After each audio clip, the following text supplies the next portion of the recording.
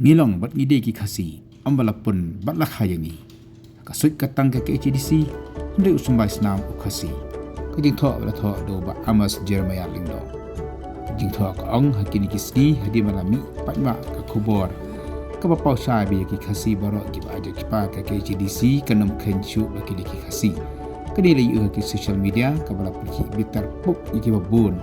hamtam ha bala penbalaban pendukno lu chisendan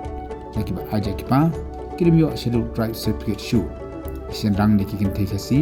ki mana kan no maka daw ba lani kata ka jing sothu la ka jong hi am chum la dan ru kan ka do ka jing persya na ka yeng ka sem bat ki blashim ya ka jai pa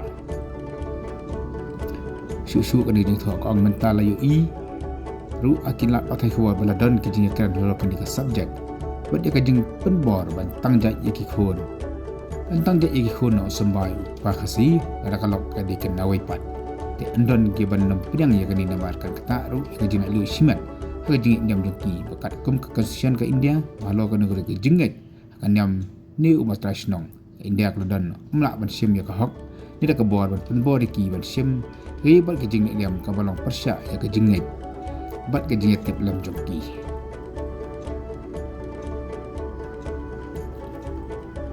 haka berdepat bat ki khun ke kentai khasi ke bami na usambai ke pa obom dai u khasi bat lapon la khayaki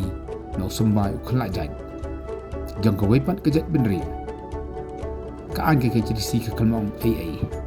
ban yi ki tupat ki bok pa udi khasi bat ka tumiru ka di ke khasi dari ki khon ki ajai ki pa yaki onum khain ni nyo yaki begede ki khasi ler go yang persya kini jajan ban patha de ka jat benri ki benang pendit pa chuchu kalor bangi long lupa ka jat benri khasi ka berat pat kala pen sokhia ha ki babu hapreng ke jimpen pau ki media ka bedai bar ke sngo jok ki babun trai muluk ka beri unyo trap hakini khinet sni oba pencengan NCM deputy CM Khasils Autonomous District Council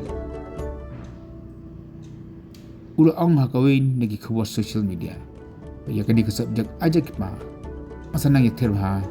ban amen ika khasi lain ni jak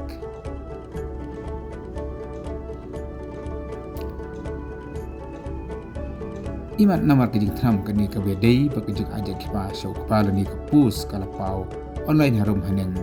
kum ke status